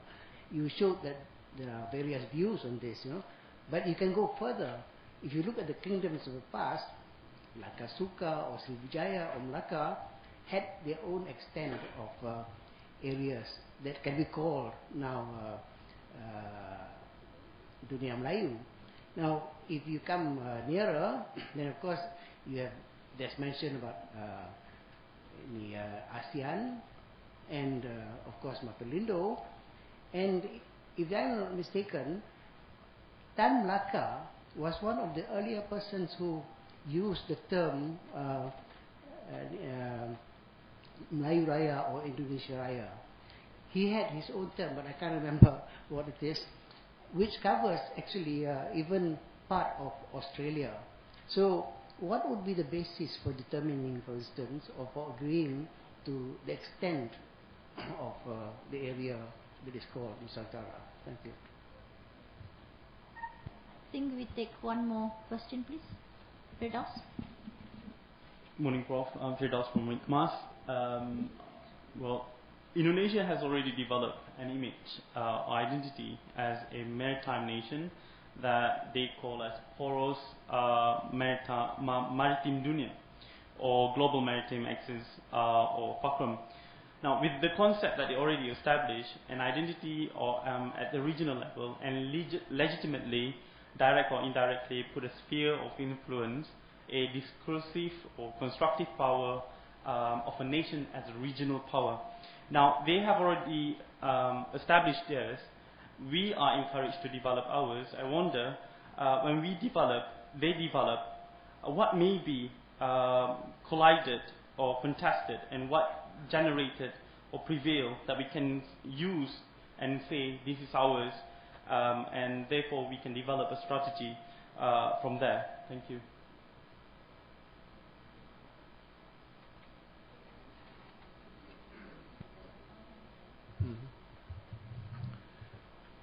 Okay, thank you, Pak Halim, for various useful additions. I think you're quite right by saying that quite often the name is a claim. So one has to be careful what sort of names one uses, because it always implies we want something to name something. Naming is a very important strategy. I mean, we do it to our children. We select a very nice name because we hope they will live up to it. Okay. Maybe sometime you can check on Saitusin Ali's colorful Nusantara. I would like to know more about this, what he meant. We can ask him. Then Prof. Said, okay. The question was, what is the extent of the area? Sriwijaya, Langkasuka, Dunia Melayu. I think that one of the big issues is how the Dunia Melayu defines itself. And the main thing is it's a concept that is very centered. There is the Kraton, or there is the Kerajaan, which is the center, and then towards the fringe it sort of peters out. It has no clear-cut boundary. In another paper I was referring to something that Andaya wrote, and he said he was referring to the Nobat and the Royal Orchestras, and he said the original concept was the realm extended as far as the Nobat could be heard.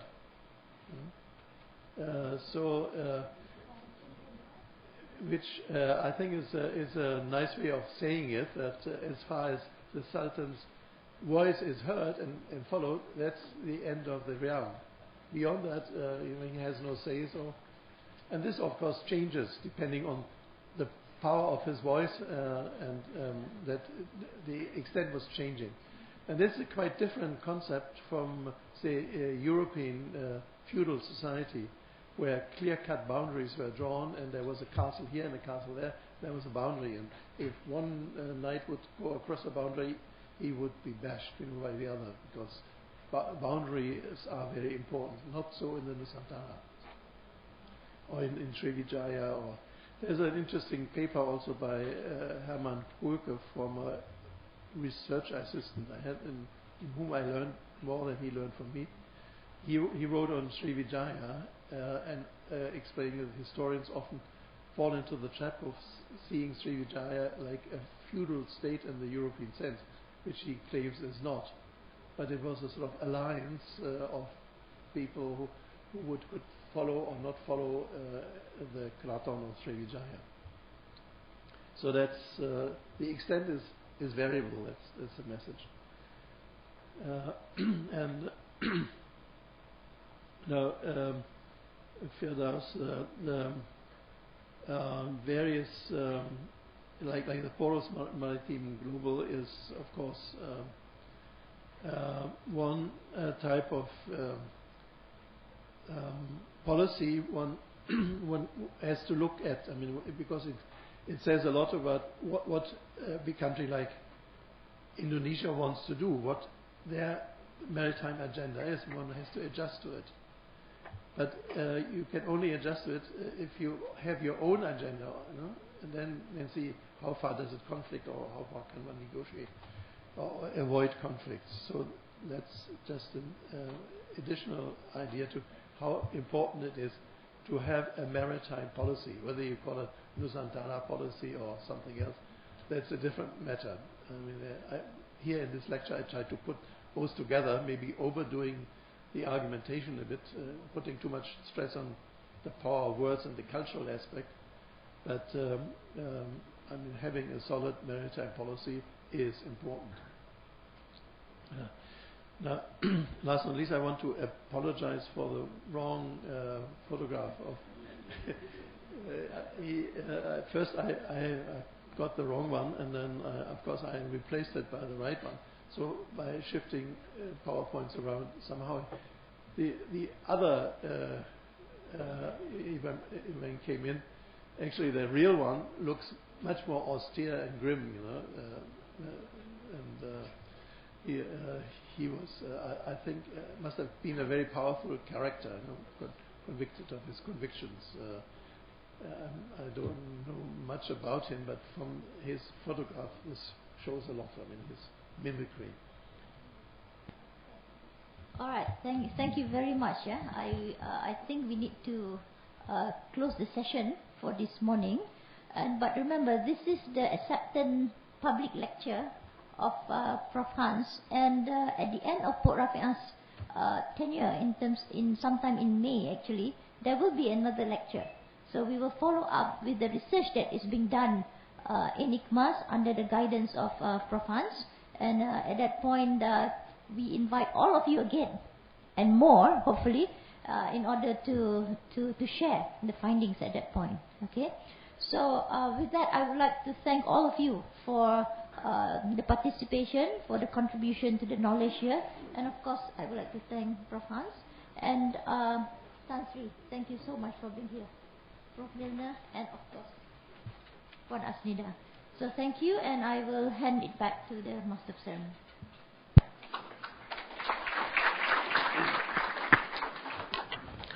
Thank you very much, Emeritus Professor, for the enlightening and interesting lecture. And ladies and gentlemen, now let us enjoy the video presentation of Institute of Malaysian and International Studies. Dibubuhkan pada 1995, ICMAS, di sini Malaysia dan dunia bertemu. Perguruan Ilmu Sains Sosial dan Kemanusiaan menyaksikan gabungan 3 institut pendidikan yang mengekalkan nama ICMAS pada 16 Ogos 2013. Institut, Kajian Malaysia dan Antarabangsa. ICMAS melangkah ke arah keseimbangan antara pusat kajian, pusat kajian Asia, Occidental, Amerika Latin dan Asia Barat. Jaringan kerjasama dengan pelbagai agensi dunia. ICMAS bertekad cemerlang dengan 2 tunggak utama, iaitu globalisasi dan oksidentalisme, untuk mengorak langkah pentas kebangsaan. 1. Penerbitan ICMAS memenangi Anugerah Sastra Negara 2015. Pemangkin bersama Parlimen Malaysia untuk Perhimpunan Ahli Parlimen ASEAN ke-36.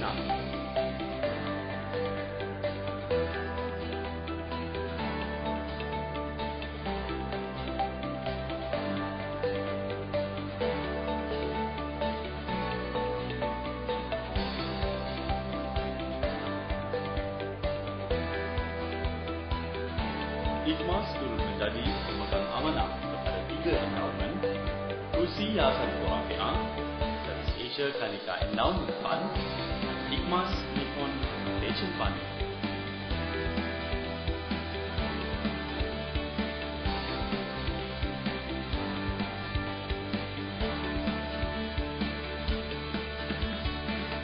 Mercu pendidikan, IKMAS turut memimpin 2 projek besar, iaitu Connecting Oceans, Malaysia as a Maritime Nation, dan ASEAN Integration and Social Inclusion.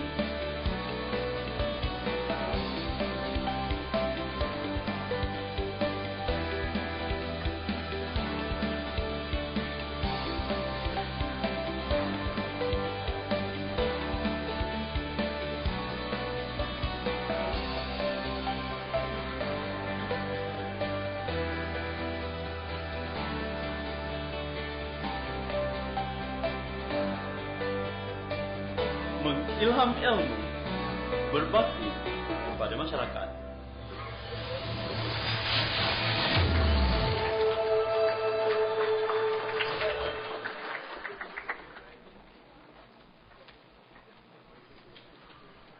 Ladies and gentlemen, now we cordially invite Yang Berbahagia Tan Sri, accompanied by Professor Dr. Rashila Ramli, to present a memento of appreciation to our distinguished guests.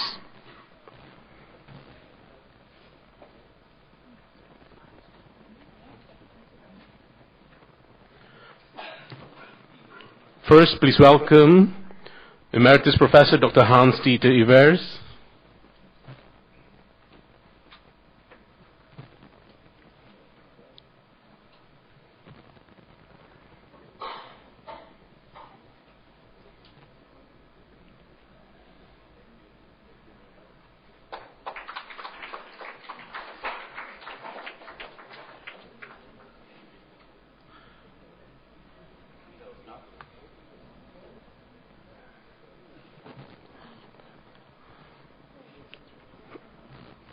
Then please welcome Professor Milner.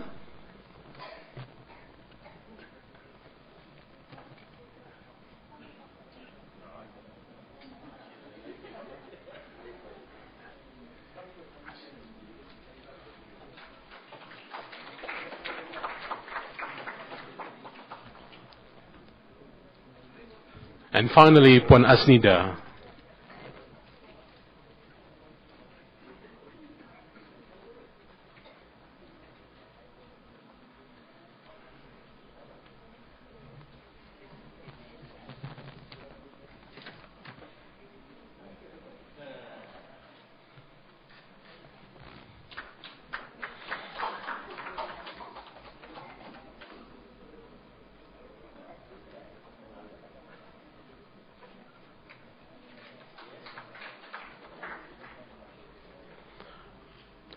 And as a sign of gratitude, please welcome Prof. Dr. Rashila to present a memento of appreciation to our distinguished guests.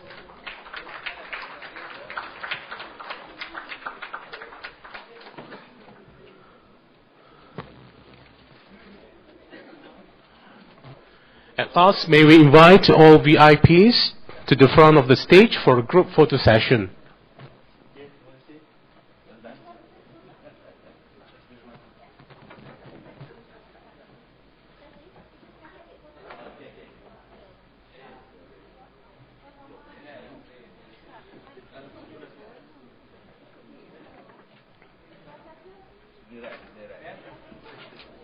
Please welcome.